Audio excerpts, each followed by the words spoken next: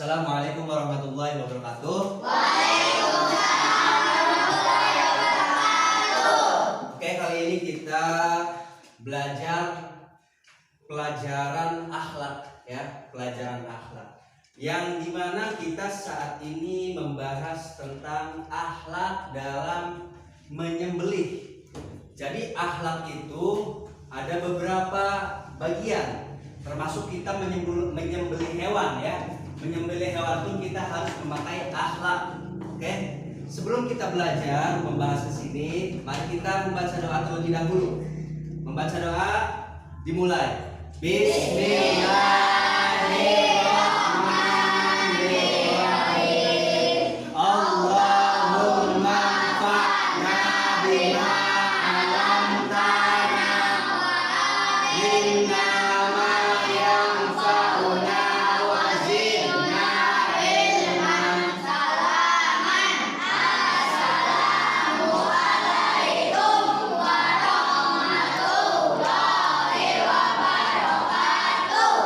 Waalaikumsalam warahmatullahi wabarakatuh. Ya, nanti aja.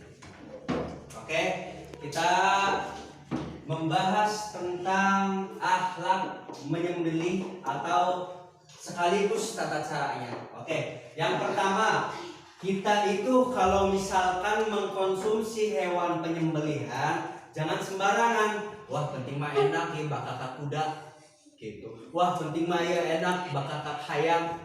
Tidak seperti itu ya, tapi kita harus melihat segi kehalalannya. Nah, seperti ini yang tersebut. Yang pertama, sebelum menyembelih harus membaca basmalah. Karena Allah berfirman, dan janganlah kamu makan binatang-binatang yang tidak disebut nama Allah ketika penyembelihnya. Sesungguhnya perbuatan yang semacam itu adalah suatu perbuatan kefasikan.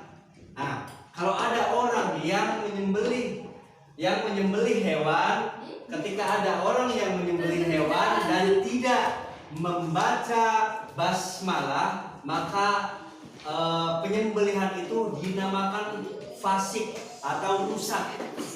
Bagaimana kita mengkonsumsinya? Maka haram kita hukumnya untuk memakan binatang yang disembelih tanpa menyebut nama Allah. Seperti itu ya.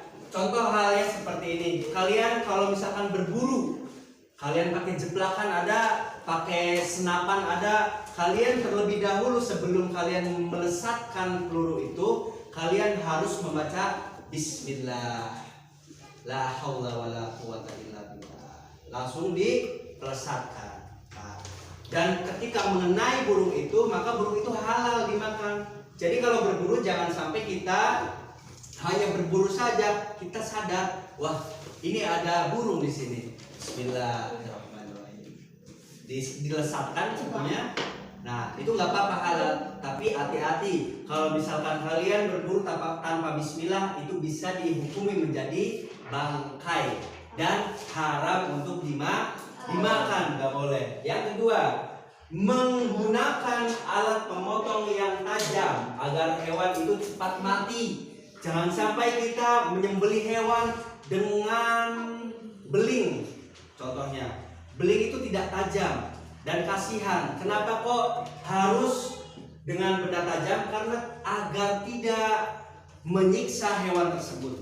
Nah, jadi jangan sampai kita menyembelih dengan benda yang tidak tajam, kasihan. Nanti kita menyembelih bebek, contohnya ya, terus bendanya tidak tajam, bebeknya kesakitannya lama nanti, kasihan. Coba kalau misalkan bebeknya bisa ngomong, bahaya ya.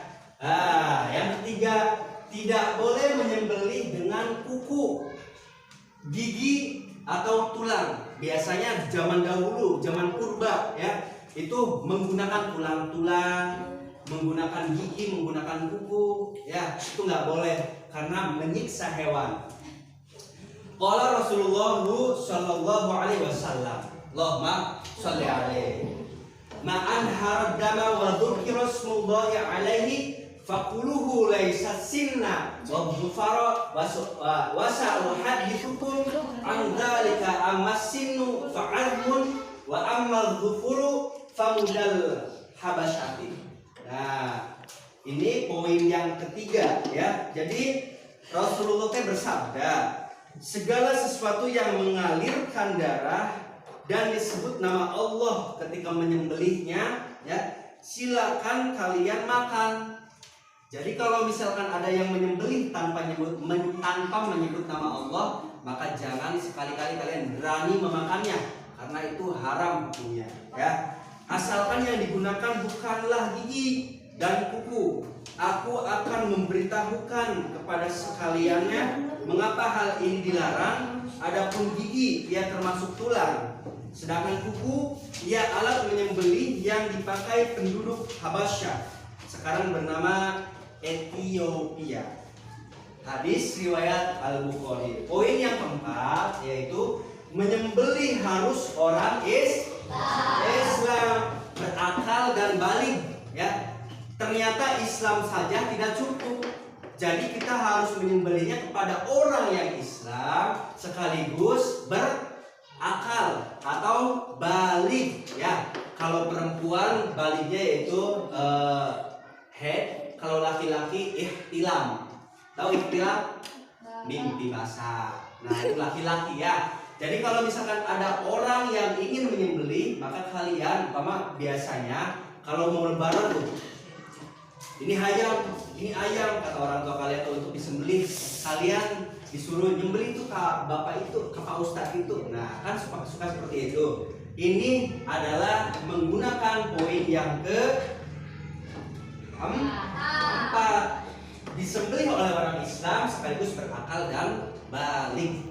Poin yang kelima, menghadapkan hewan ke arah kiblat. Kita jangan sembarangan menyembelih, cuman menyembelih saja, tapi kita harus menghadapkan hewan itu ke arah kiblat. Sebagaimana kita sholat, ya, sholat harus menghadap kiblat. Sesungguhnya Ibnu Umar, ya, tidak suka memakan daging hewan yang disembelih dengan tidak menghadap kiblat. Ibnu Umar lamun aya jelma, kalau ada orang yang menyembelih hewan tidak menghadap kiblat, maka dia tidak akan pernah memakan hewan itu, tidak akan pernah memakan daging itu, karena tidak berakhlak dalam penyembelihan. Oke, seperti itu.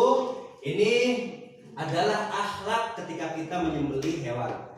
Ketika kalian nanti sudah muta'alik, ya, ke rumah masing-masing kalian sudah dewasa, kalian punya hewan untuk disembelih, maka sembelihlah dengan cara ini, ya. Jangan sampai kita tidak menggunakan cara seperti ini. Ini adalah akhlak kita kepada hewan. Jangan sampai kita hanya tahu akhlak kita kepada orang tua saja, kepada teman saja, tapi kepada hewan, kepada lingkungan, kepada tumbuhan kita harus juga berakhlak.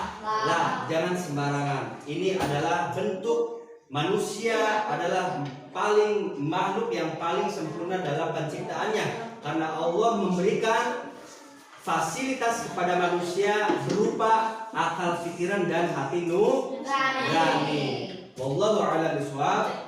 Seperti ini poin-poin yang bisa Bapak sampaikan. Kurang lebihnya mohon maaf. Wallahul muwaffiq ila aqwamit thoriq. Wassalamualaikum warahmatullahi wabarakatuh. Waalaikumsalam.